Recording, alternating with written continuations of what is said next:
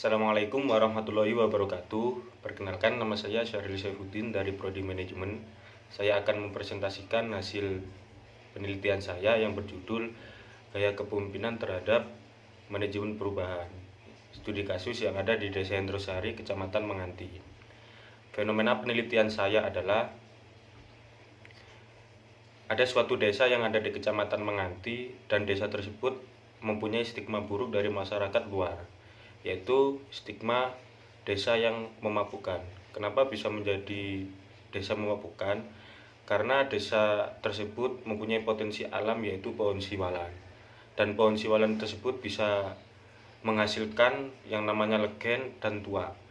Dan tuak tersebut bisa memabukkan setiap orang ketika orang tersebut meminumnya.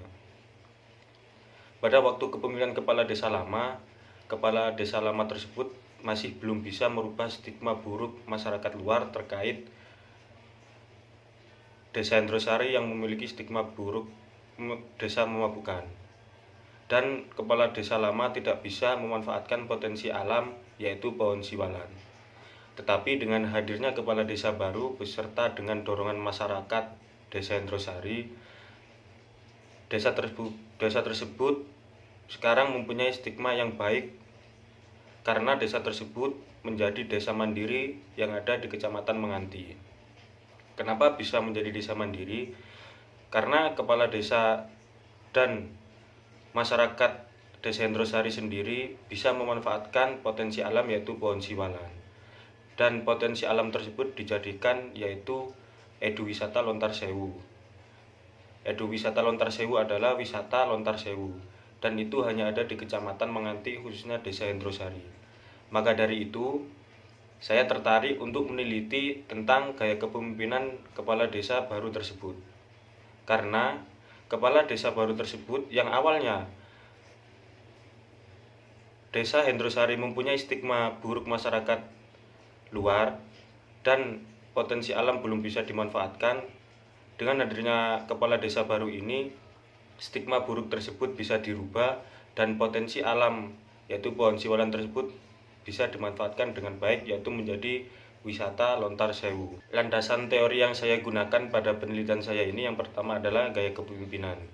Menurut Gibson, mengemukakan bahwa kepemimpinan adalah satu usaha menggunakan suatu gaya mempengaruhi dan tidak memaksa untuk memotivasi individu dalam mencapai tujuan. Dan teori tersebut diperkuat oleh Suprayogo Imam. Dalam mempengaruhi aktivitasnya, individu pemimpin menggunakan kekuasaan, kewenangan, pengaruh, sifat dan karakteristik, dan tujuan adalah untuk meningkatkan produktivitas dan moral kelompok. Yang kedua adalah tentang manajemen perubahan.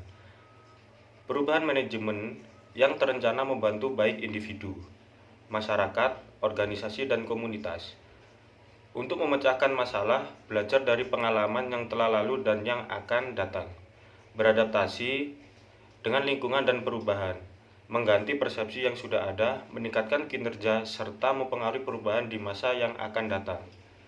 Teori tersebut adalah Calder tahun 2013. Yang kedua, dari teori Russell tahun 2006, perubahan terencana diklasifikasikan sebagai usaha yang disengaja dilakukan dengan perhitungan yang matang serta bersifat kolaboratif untuk menghasilkan perbaikan dalam sistem dengan bantuan agen perubahan. Metodologi penelitian yang saya pakai dalam penelitian saya yaitu saya menggunakan penelitian kualitatif dengan pendekatan deskriptif.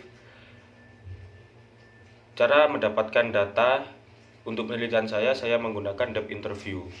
Yang pertama, saya depth interview dengan kepemerintahan desa, khususnya kepala desa, dan yang kedua dengan masyarakat Desa Hendrosari sendiri, yang tidak ada kaitannya dengan kepala desa Hendrosari tersendiri. Dan yang kedua, saya melakukan observasi langsung ke lapangan, bahwasannya saya ingin memastikan bahwa ada perubahan yang signifikan terhadap Desa Hendrosari tersebut. Untuk pengujian data, saya menggunakan triangulasi data, karena triangulasi data ini sangat penting dalam penelitian kualitatif, karena triangulasi data ini bersifat tabayun kalau dalam ilmu agama. Untuk soal nomor 2, kapan kita harus menggunakan penelitian kuantitatif? Ketika penelitian ini digunakan pada suatu titik tolak penelitian yang sudah jelas. Penelitian kuantitatif ini harus ada masalah yang bisa diwujudkan dengan berupa data dan dokumentasi.